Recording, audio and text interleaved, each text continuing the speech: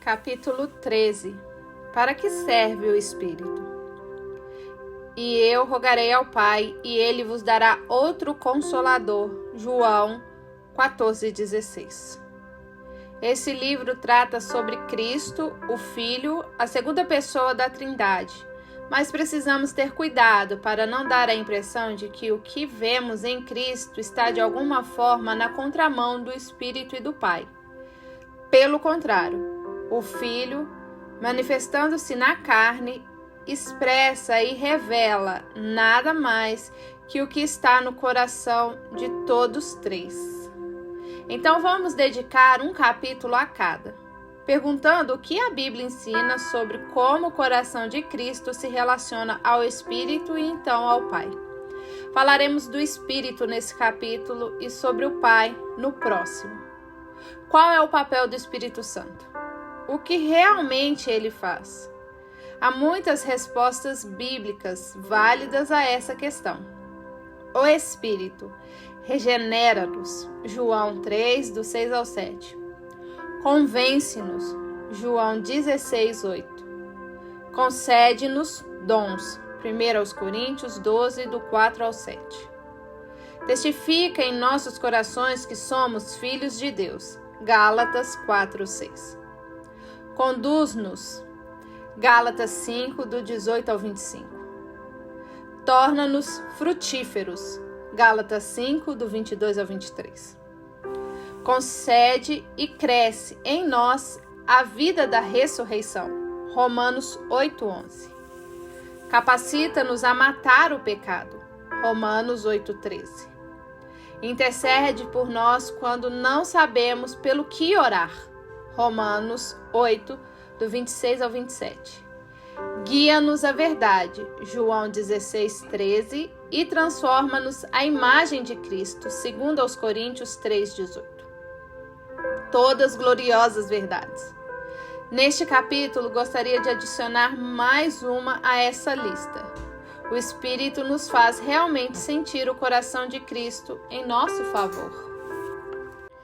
Isso se sobrepõe um pouco com algumas das operações do Espírito listadas acima. Mas seria útil deixar claro exatamente como o Espírito Santo conecta esse estudo ao coração de Deus. E o que eu proponho neste capítulo, novamente, com a ajuda de Thomas Goodwin, é que o Espírito torna o coração de Cristo real para nós. Não só ouvimos sobre, mas o vimos. Não só ouvimos, mas o sentimos. Não só o sentimos, mas lhe desfrutamos. O Espírito pega o que lemos na Bíblia e acreditamos no papel sobre o coração de Jesus e o move da teoria para a realidade, da doutrina para a experiência. Uma coisa é saber, quando criança, que seu pai te ama. Você acredita nele. Você leva a sério as palavras deles. Mas outra coisa, inexprimivelmente mais real, é cair no seu abraço, sentir o calor, ouvir o coração dele batendo no peito, de modo a conhecer instantaneamente a força protetora de seus braços. Uma coisa é ouvir que ele te ama, outra coisa é sentir o seu amor. Essa é a gloriosa obra do Espírito. Em João 14,16, Jesus explica a obra do Espírito como uma extensão da sua. E ele diz que o tempo em que ele se foi, mas que o Espírito veio, é uma bênção superior para o seu povo. Observe cuidadosamente a linha de raciocínio de João 16, em como Jesus faz este ponto. Agora, porém, vou para aquele que me enviou, e nenhum de vós me pergunta: para onde vais? O vosso coração encheu-se de tristeza, porque eu vos disse essas coisas. Todavia, digo-vos a verdade. É para o vosso benefício que eu vou. Se eu não for, o Consolador não virá a vós. Mas se eu for, eu o enviarei. João 16, do 5 ao 7. Qual é a vantagem da vinda do Espírito? A leitura natural é que ele consertará o que está errado. E o que está errado? O vosso coração encheu-se de tristeza, João 16, 6. Aparentemente, a vinda do Espírito Santo fala o contrário. encherá os seus corações de alegria. O Espírito substitui a tristeza por alegria. Os discípulos se angustiaram porque Jesus estava indo embora. Ele era amigo deles e os abraçava com seu coração. Então eles pensavam que Jesus ir embora significava que o coração dele ia embora. Contudo, o Espírito é a resposta de como Jesus pode deixá-los fisicamente ao mesmo tempo que deixa o seu coração para trás. O Espírito é a continuação do coração de Cristo para o seu povo depois da partida de Jesus para os céus.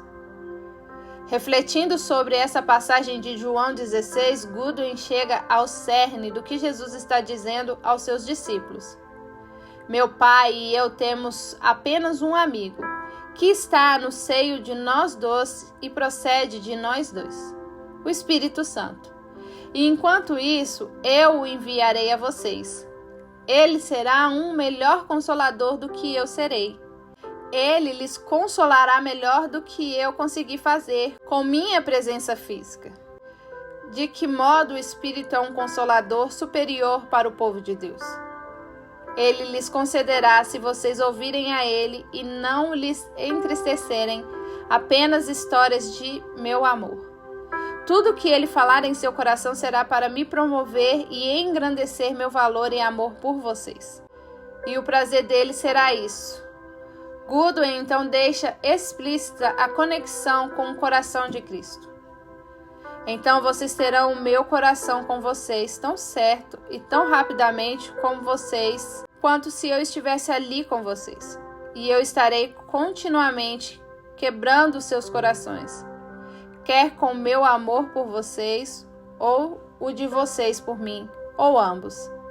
Ele lhes contará quando eu estiver no céu, que há uma verdadeira conjunção entre eu e vocês, e uma sinceridade de afeição tão verdadeira em mim por vocês, quanto entre o meu Pai e eu, e que é impossível romper esse nó, e tirar o meu coração de vocês, assim como tirar o coração do Pai de mim. Você já considerou essa operação do Espírito Santo em particular? Lembre-se de que o Espírito Santo é uma pessoa. Ele pode se entristecer, por exemplo. Isaías 63:10 e Efésios 4:30. Como seria tratá-lo assim em nossas vidas diárias? Como seria abrir as ventanas de nossos corações para receber o amor real de Cristo, acendido pela calorosa chama do Espírito Santo? Precisamos manter em mente aqui que o Espírito nunca acenderá as chamas do amor real de Cristo para além do que Cristo realmente nos ama. Isso é impossível. O Espírito simplesmente faz com que a apreensão do amor de coração de Cristo paire mais perto do que realmente é. Ninguém tem medo que os binóculos tornem o jogo maior do que é na vida real, para quem está na arquibancada superior. Os binóculos simplesmente fazem os jogadores parecerem mais próximos de seu tamanho real. Jesus disse que ele é manso e humilde de coração. Mateus 11:29. Essa é uma bela declaração, e mesmo sem o Espírito, já se pode respeitá-la e se maravilhar com ela. Mas o Espírito pega as palavras de Cristo e as interioriza até estarem no nível de individualidade pessoal. O Espírito transforma receita em sabor. Isso é o que Goodwin está dizendo. Tudo o que vimos e ouvimos sobre o coração grandioso de Cristo em sua vida na terra entrará durante seu estado de exaltação nas consciências de seu povo como uma realidade experimental. Quando Paulo vai para o lado pessoal em Gálatas e fala do Filho de Deus que me amou e se entregou por mim, Gálatas 2:20, ele está dizendo algo que ninguém poderia dizer sem o Espírito. É por isso que em outros lugares Paulo diz que não temos recebido o Espírito do mundo, mas sim o Espírito que vem de Deus, a fim de compreendermos as coisas que nos foram dadas gratuitamente por Deus. 1 Coríntios 2:12.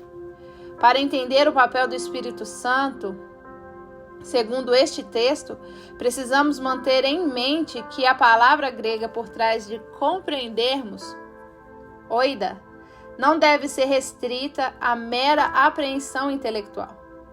O verbo simplesmente significa conhecer, e como é comum geralmente na língua epistemológica da Bíblia, conhecer aqui significa algo mais holístico. Não é uma mera apreensão intelectual, é um conhecer experiencial. Como você sabe que o sol está quente quando você levanta o seu rosto para o céu num dia sem nuvens de verão? Paulo está dizendo que o Espírito nos foi entregue para que pudéssemos conhecer, lá no fundo, a graça sem fim do coração de Deus, dadas gratuitamente. Nesse texto, simplesmente é a forma verbal, charizomai, da palavra grega comum para graça, charis. Não há algo que o Espírito ame mais que nos despertar, acalmar e consolar com o conhecimento de coração com que fomos agraciados. Em resumo, o papel do Espírito é pegar a ideia do panfleto de viagem que temos do grande coração de Cristo e tornar a nossa experiência de se sentar na praia, numa espreguiçadeira, com a bebida na mão, usufruindo da prática daquilo. O Espírito faz isso de forma decisiva, de uma vez por todas na regeneração. Mas Ele o faz mais 1000 vezes depois, à medida que continuamos em nossos pecados, tolices e tédio, a tirar os olhos da experiência genuína de seu coração.